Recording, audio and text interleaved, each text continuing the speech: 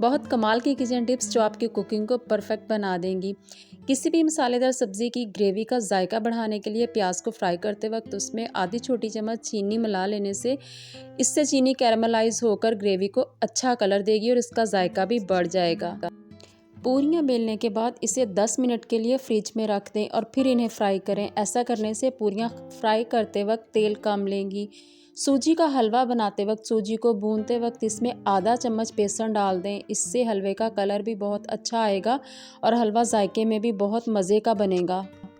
मलाई से ज़्यादा घी निकालने के लिए इसमें थोड़े से बर्फ़ डालकर इसे मिक्सर में चलाएं। इससे मलाई से सारा मक्खन अलग होकर ऊपर आ जाएगा और इसका मट्ठा नीचे रह जाएगा। इस मट्ठे को आप इडली का बैटर बनाने के लिए या कढ़ी बनाने के लिए भी इस्तेमाल कर सकते हैं। अगर आप खीर बना रहे हैं तो खीर बनाने के लिए आप भारी तले का बर्तन इस्तेमाल करें। इससे आपकी खीर जलेगी नहीं और मज़े की बनेगी।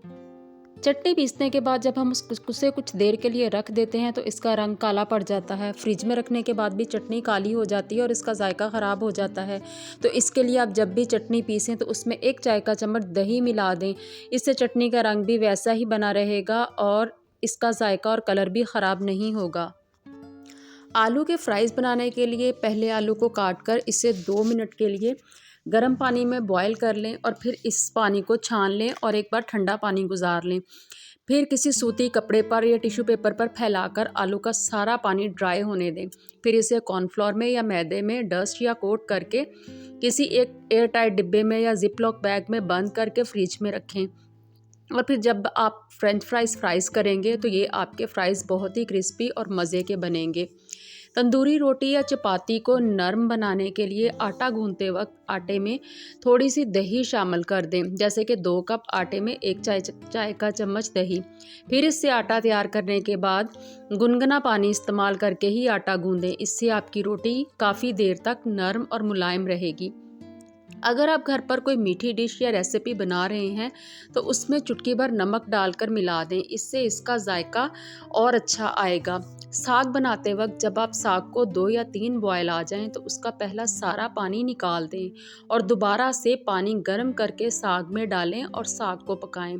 इससे साग का कड़वापन दूर हो जाएगा और जिन लोगों का ब्लड प्रेशर हाई होता है साग खाने से ब्लड प्रेशर भी हाई नहीं होगा और इसका जायका भी बहुत ही मज़े का बनेगा।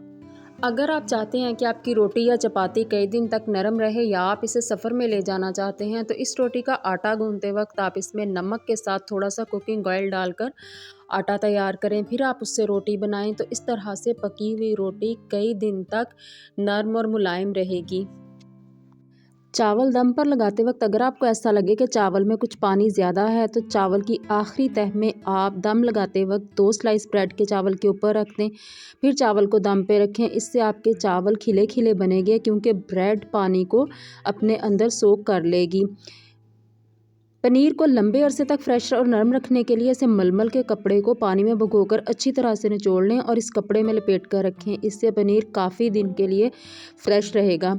अक्सर बर्तनों में से अंडे की स्मेल आनी शुरू हो जाती है, ख़ासतौर पर शीशे और चीनी के बर्तनों में से तो जाती ही नहीं। तो चाय की बची हुई पत्ती को इन बर्तनों के अंदर डालकर खूब अच्छी तरह से मसल दें। इसके बाद बर्तन साफ़ करें और इन्हें अच्छी तरह से वॉश कर लें। अंडे की स्मेल बिल्कुल नहीं आएगी। दाल को मज़ेदार और मुलायम और खुश रंग बनाने के लिए उसको पकाते वक्त उसमें थोड़ा सा कुकिंग ऑयल या मक्खन डाल दें। इससे दाल बहुत लजीज और मज़े की बनेगी। दूध को बॉयल करते वक्त अगर पतीली के किनारों पर थोड़ा सा ऑयल लगा दिया जाए तो दूध उबलकर बाहर नहीं आएगा। जब भी आप कुकिंग के दौरान किचन से बाहर आएँ तो हमेशा स्टोव ऑफ करके आएँ क्योंकि चंद सेकंड में भी खाना जल सकता है और बद जायका हो सकता है। सफ़ेद चावल बॉयल करते वक्त इनमें अगर थोड़ा सा सिरका डाल दिया जाए या लेमन जूस डाल दिया जाए तो चावल एकदम सफ़ेद बनते हैं। जब भी आप शामी कबाब ज़्यादा दिनों तक फ्रीज़ करने के लिए बनाएं तो उनमें कभी भी हरा धनिया और पुदीना मत डालें। इससे इनका जायका भी अच्छा नहीं रहेगा और कबाब का कलर भी ख़राब हो जाएगा। दही को मीठा और मज़ेदार बनाने के लिए उसमें हमेशा फ़्रेश जाग इस्तेमाल करें क्योंकि पुरानी और बासी जाग से दही का जायका अच्छा नहीं आता और बेहतर है कि आप अच्छी और मज़ेदार दही जमाने के लिए दही को मिट्टी के बर्तन में बनाएं। इससे दही का जायका अच्छा आता है और दही पर पानी नहीं आता और ना ही दही खट्टी होती है। गरम मसाले में जब भी आप सूखा धनिया या ज़ीरा पीसें तो पहले इसे अच्छी तरह से साफ़ करें, लेकिन ज़ीरे को सिर्फ छटकना या साफ़ करना काफ़ी नहीं होता, उसे धोना ज़रूरी है क्योंकि उससे मिट्टी नहीं जाती। जब भी कबाब फ्राई करें तो उससे पहले ऑयल या घी को अच्छी तरह से गर्म कर लें, फिर आप इस ऑयल या घी में कबाब को फ्राई करें। जब आप कबाब को ऑयल में रखें तो फ्लेम को स्लो कर दें, इससे कबाब टूटेंगे नहीं और ना ही चिपकेंगे और इनका कलर भी बहुत अच्छा आएगा। फ्रोज़न कबाब को फ्राई करने से थोड़ी देर पहले अगर निकाल कर आप रख देते हैं तो उससे कबाब फ्राई करते वक्त बिल्कुल भी नहीं टूटते और चिपकते भी नहीं हैं और उनका जायका भी ज़्यादा मज़े का आता है।